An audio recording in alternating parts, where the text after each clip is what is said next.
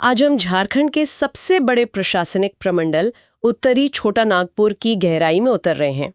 हमारे पास इस पर कुछ बहुत ही दिलचस्प नोट्स, नक्शे और स्लाइड्स हैं और पहली नजर में देखें तो ये 7 जिलों की एक सूची लगती है। लेकिन हमारा मकसद सिर्फ सूची पढ़ना नहीं है। सही कहा। हमारा मकसद इन 7 जिलों के बहाने एक बड़े सवाल का जवाब खोजना है कि किसी भी क्षेत्र की किस्मत वहां की जमीन के नीचे छिपे खजाने से कैसे तय होती है। कोयला, अभ्रक, पत्थर, ये सब कैसे शहर बसाते हैं, लोगों को खींचते हैं और उस जगह की पूरी पहचान ही गढ़ देते हैं। बिल्कुल। तो चलिए इस प्रमंडल की कहानी को एक अलग अंदाज में समझते हैं। हम एक एक कर जिलों को गिनने के बजाय उन्हें उनकी पहचान के हिसाब से देखेंगे और शुरुआत करते हैं उस इलाके से जो इस पूरे प्रमंडल की आप कह सकती हैं औद्योगिक धड़कन है, धनबाद और बोकारो से। हमारे नोट्स में धनबाद के लिए एक उपाधि है, भारत की कोयला राजधानी। ये तो हम सबने सुना है, लेकिन जो आंकड़ा मुझे सच में चौंका रहा है वो है जनसंख्या घनत्व। 1316 लोग प्रति वर्ग किलोमीटर। ये पूरे राज्य में सबसे ज्यादा है। ये सिर्फ एक नंबर तो नहीं हो सकता? नहीं, ये नंबर ही धनबाद की पूरी कहानी कहता है। 1956 में जब ये जिला बना तो इसकी पहचान सिर्फ और सिर्फ कोयले से जुड़ी थी। देखिए, जहां कोयला वहां खदानें, जहां खदानें वहां रोजगार, और जहां रोजगार वहां देश के कोने कोने से आए हुए लोग। अच्छा। ये घनत्व उसी का नतीजा है।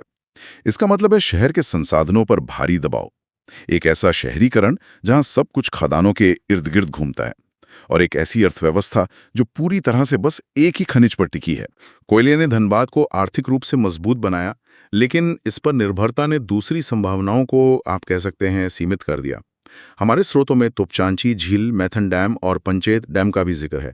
ये सिर्फ पिकनिक स्पॉट्स नहीं हैं। हाँ। ये विशालकाय जल स्रोत हैं जो कोयला खदानों और उससे जुड़े उद्योगों की पानी की जरूरत को पूरा करते हैं। तो यहाँ का पर्यटन भी कहीं ना कहीं उद्योग से ही जुड़ा हुआ है। दिलचस्प।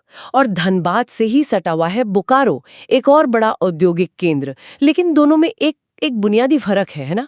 धनबाद कोयले के कारण मतलब ऑर्गेनिकली विकसित हुआ लगता है, जबकि बोकारो को एक प्लान्ड सिटी के तौर पर बसाया गया। जी, बिल्कुल सही पकड़ा आपने। 1 अप्रैल 1991 को धनबाद और गिरिडीह के कुछ हिस्सों को मिलाकर बोकारो जिला बनाया गया। इसका मकसद ही था देश के सबसे बड़े steel plant Bokaro steel limited के लिए एक आधुनिक शहर तैयार करना। इसीलिए आप देखेंगी कि बोकारो ज्यादा व्यवस्थित और नियोजित दिखता है। और यहाँ की अर्थव्यवस्था में स्टील के साथ साथ गोमिया में बना विस्फोटक कारखाना भी एक बड़ी भूमिका निभाता है। यहाँ एक और दिलचस्प बात है जो अक्सर लोगों को पता नहीं होती। हमारे नोट्स बताते हैं कि बोकारो का मुख्यालय बोकारो स्टील सिटी में नहीं बल्कि चास में है। ऐसा क्यों? क्या इसके पीछे कोई खास योजना थी? हाँ, इसके पीछे प्रशासनिक और ऐतिहासिक दोनों कारण हैं। चास पहले से ही एक पुराना और स्थापित कस्बा था, जबकि बोकारो स्टील सिटी को पूरी तरह से प्लांट के कर्मचारियों के लिए बसाया गया था। तो प्रशासनिक केंद्र को पुराने शहर में बनाए रखने से एक संतुलन बना रहा।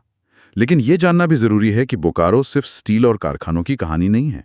अच्छा। यहाँ लुगुबुरु घंटबाड़ी जैसा संथाल आदिवासियों का एक बहुत बड़ा और पवित्र तीर्थ स्थल भी है। ये दिखाता है कि कैसे आधुनिक औद्योगिकरण और सदियों पुरानी स्थानीय संस्कृति एक ही जमीन पर साथ साथ मौजूद हैं। वाह! तो ये है इस प्रमंडल का एक चेहरा, कोयला, स्टील, भारी उद्योग और घनी आबादी। लेकिन अगर हम यहाँ से थोड़ा आगे बढ़ें तो कहानी एकदम बदल जाती है। चलिए अब बात करते हैं उन जिलों की जिनकी पहचान खनिजों के एक अलग रूप से है, हजारीबाग और कोडरमा। हजारीबाग ये इस प्रमंडल का मुख्यालय है और 1834 में इसकी स्थापना हुई थी। मतलब ये एक बहुत पुराना प्रशासनिक केंद्र है। इसकी पुरानी अहमियत का अंदाजा आप इस बात से लगा सकती हैं कि राज्य का सबसे लंबा राष्ट्रीय राजमार्ग NH-20 इसी जिले से होकर गुजरता है। ये आज भी इसे राज्य के बाकी हिस्सों से जोड़ने वाली एक लाइफलाइन है। और यहाँ की भौगोलिक बनावट भी काफी विविध है। हमारे नोट्स में चंदवारा और जिलिंजा जैसी ऊंची चोटियों का जिक्र है और पर्यटन के लिहाज से भी यहाँ बहुत कुछ है। सूर्य कुंड का नाम तो मैंने बहुत सुना है, जो भारत का सबसे गर्म पानी का सोता है। इसका क्या महत्व है? इसका धार्मिक और वैज्ञानिक दोनों महत्व है। उच्च तापमान की वजह से यहाँ के पानी में औषधीय गुण माने जाते हैं।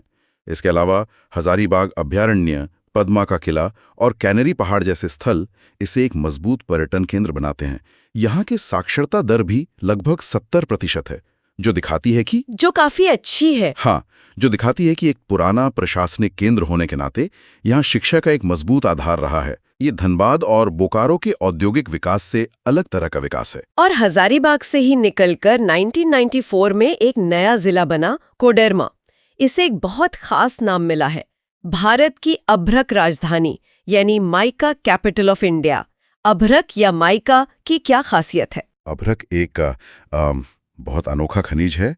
ये गर्मी और बिजली का कुचालक होता है और इसमें एक खास तरह की चमक होती है। इसी वजह से इसका इस्तेमाल इलेक्ट्रॉनिक्स से लेकर कॉस्मेटिक्स तक में होता है। एक समय था जब दुनिया का ज्यादातर अभ्रक कोडरमा से ही जाता था। इसने इस छोटे से इलाके को अंतर्राष्ट्रीय नक्शे पर ला दिया था। वाह! अभ्रक के अलावा यहाँ क्वार्ट्ज और चूना पत्थर भी मिलता है। तो मतलब यहाँ की अर्थव्यवस्था भी खनिज पर आधारित है, लेकिन कोयले की तरह नहीं। हाँ, और ये फर्क बहुत बड़ा है। कोयला भारी उद्योग और बड़ी आबादी को जन्म देता है, जबकि अभ्रक का खनन उतना व्यापक नहीं होता है। इसीलिए कोडरमा धनबाद की तरह घना बसा हुआ नहीं है। खनिज के अलावा यहाँ का तिलैया डैम बहुत प्रसिद्ध है, जो दामोदर घाटी परियोजना के तहत बने शुरुआती बांधों में से एक है। साथ ही कोडरमा अभयारण्य भी है। तो यहाँ खनिज और प्रकृति का एक अलग तरह का संतुलन देखने को मिलता है। तो एक तरफ कोयले और स्टील का धुआं और घनी आबादी है, दूसरी तरफ अभ्रक और प्रशासनिक इतिहास।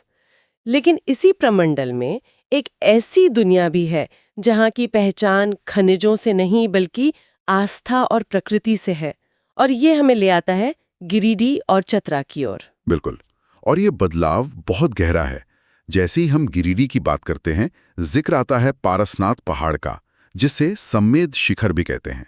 ये जैन धर्म का सबसे पवित्र तीर्थ स्थल है। और ये बात सोचने में ही कितनी अद्भुत लगती है कि 24 में से 20 जैन तीर्थंकरों ने इसी एक शिखर पर मोक्ष प्राप्त किया। 20? हाँ, 20। इसीलिए इसे जैनियों का मक्का भी कहा जाता है। यानी इस जिले की पूरी पहचान ही इस एक आध्यात्मिक केंद्र से जुड़ी हुई है। 4 दिसंबर 1972 को बने इस जिले का आर्थिक और सामाजिक ताना बाना भी वो इस तीर्थ यात्रा से प्रभावित होता होगा। निश्चित रूप से। साल भर यहाँ देश दुनिया से जैन श्रद्धालु आते हैं, जिससे पर्यटन और उससे जुड़ी एक अलग तरह की अर्थव्यवस्था विकसित हुई है। ये धनबाद के इंडस्ट्रियल मॉडल से बिल्कुल उलट है। यहाँ की पहचान खदानें नहीं बल्कि आस्था है। और पारसनाथ के अलावा यहाँ खंडोली डैम और उसरी जलप्रपात जैसे खूबसूरत प्राकृतिक स्थल भी हैं, जो इस जिले के शांत चरित्र को और मजबूत करते हैं। बिल्कुल। गिरिडीह से अगर हम चतरा की तरफ जाएं तो कहानी और भी बदल जाती है। हमारे नोट्स में चतरा का एक आंकड़ा ध्यान खींचता है, साक्षरता दर, जो करीब 60% है। जब हम इसकी तुलना धनबाद के 74% से करते हैं तो ये काफी कम लगता है। क्या हमारे स्रोत बताते हैं कि इस अंतर का कोई खास भौगोलिक या सामाजिक कारण है? बिल्कुल। चतरा का अधिकांश हिस्सा ज्यादा ग्रामीण और वनाच्छादित है, मतलब जंगलों से घिरा हुआ। यहाँ बड़े पैमाने पर औद्योगिकरण नहीं हुआ, जिससे शहरी केंद्रों का विकास सीमित रहा। और इसका सीधा असर शिक्षा और स्वास्थ्य जैसी सुविधाओं की पहुंच पर पड़ता है, जो इन आंकड़ों में झलकता है। अच्छा। यहाँ का जनसंख्या घनत्व भी सिर्फ 280 के आसपास है, जो धनबाद के 1300 से कहीं कम है। लेकिन विकास के पैमाने सिर्फ साक्षरता दर या जनसंख्या घनत्व तो नहीं हो सकते। चतरा की अपनी क्या पहचान है? चतरा की असली दौलत उसकी प्रकृति और उसका धार्मिक महत्व है। यहाँ इटखोरी का प्रसिद्ध भद्रकाली मंदिर है, जो एक महत्वपूर्ण शक्तिपीठ माना जाता है। कौलेश्वरी पहाड़ है, जहाँ हिंदू, बौद्ध और जैन तीनों धर्मों का संगम देखने को मिलता है। ये इस इलाके की सांस्कृतिक समृद्धि को दिखाता है। और प्राकृतिक रूप से देखें तो लावालोंग अभयारण्य झारखंड के सबसे बड़े अभयारण्यों में से एक है। दामोदर और पुनपुन जैसी नदियां यहां से गुजरती हैं। तो चतरा की कहानी है कम औद्योगिकरण और ज्यादा प्राकृतिक व सांस्कृतिक विरासत की। अब हमने औद्योगिक केंद्र देखे, खनिज की राजधानियां देखी और आध्यात्मिक स्थल भी। अब आते हैं इस प्रमंडल के सबसे नए और सबसे छोटे जिले पर, जिसके अंदर इतिहास का एक ऐसा पन्ना छिपा है जिसके बारे में बहुत कम लोग जानते हैं। रामगढ़। रामगढ़ की कहानी वाकई दिलचस्प है। 12 सितंबर 2007 को बना यह जिला क्षेत्रफल में सिर्फ 1341 वर्ग किलोमीटर का है। आकार में छोटा होने के बावजूद इसका ऐतिहासिक महत्व बहुत बड़ा है। अक्सर छोटे जिलों को बस एक प्रशासनिक इकाई मान लिया जाता है, लेकिन हमारे नोट्स में एक ऐसी बात है जो हैरान करती है। चाइना कब्रिस्तान, इसका इसका द्वितीय विश्व युद्ध से क्या संबंध है? ये एक अविश्वसनीय कहानी है सच में। द्वितीय विश्व युद्ध के दौरान चीनी सैनिक मित्र राष्ट्रों की सेना का हिस्सा बनकर बर्मा फ्रंट पर जापान के खिलाफ लड़ रहे थे। उस लड़ाई में घायल हुए हजारों सैनिकों को इलाज के लिए रामगढ़ लाया गया, जो उस समय एक बहुत बड़ा सैन्य प्रशिक्षण केंद्र और बेस था। यहीं इलाज के दौरान जिन 667 चीनी सैनिकों की मृत्यु हुई, 667? जी 667, उन्हें पूरे सम्मान के साथ यहीं दफनाया गया। ये जगह वैश्विक इतिहास की एक भूली हुई कड़ी है जो रामगढ़ की जमीन में छिपी है। यानी एक छोटा सा जिला अपने अंदर कितना बड़ा अंतर्राष्ट्रीय इतिहास समेटे हुए हैं। ये तो वाकई में हैरान करने वाली बात है। और ये इकलौती पहचान नहीं है। रामगढ़ में ही मां छिन्नमस्तिका का विश्व प्रसिद्ध शक्तिपीठ रजरप्पा मंदिर है, जो आस्था का बहुत बड़ा केंद्र है। और साथ ही है पतरातू डैम और घाटी, जो अपनी प्राकृतिक सुंदरता के लिए जानी जाती हैं। तो रामगढ़ आकार में भले ही छोटा हो, लेकिन इतिहास, आस्था और प्रकृति का एक शक्तिशाली मिश्रण है। तो इन सभी जिलों की यात्रा के बाद तस्वीर अब ज्यादा साफ हो रही है। ये सिर्फ 7 जिलों का समूह नहीं है, बल्कि 7 अलग-अलग दुनियाओं का एक संगम है। आइए कुछ मुख्य बातों को फिर से देखते हैं। एक तरफ धनबाद की कोयला राजधानी और बोकारो की स्टील सिटी है, जहां उद्योग और रोजगार ने घनी आबादी को जन्म दिया। तो दूसरी तरफ कोडरमा की अभ्रक राजधानी है, जिसने उसे वैश्विक पहचान दी।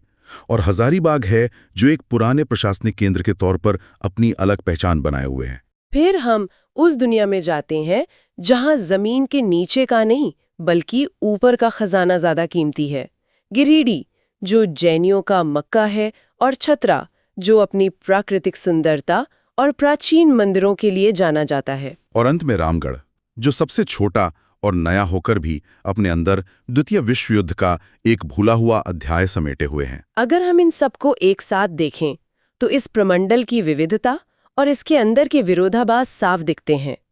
ये दिखाता है कि यह क्षेत्र प्राकृतिक सुंदरता, आध्यात्मिक केंद्रों और घने औद्योगिक शहरों का एक अनूठा मिश्रण है। तो ये थी उत्तरी छोटा नागपुर प्रमंडल की कहानी, जहां हर जिले की अपनी एक अलग पहचान, अपनी अर्थव्यवस्था और अपना एक अलग चरित्र है। इन सभी स्रोतों से एक बात तो स्पष्ट है कि इस पूरे क्षेत्र की कहानी जमीन और उसके संसाधनों के इर्द गिर्द घूमती है। कोयले और अभ्रक ने जहां औद्योगिक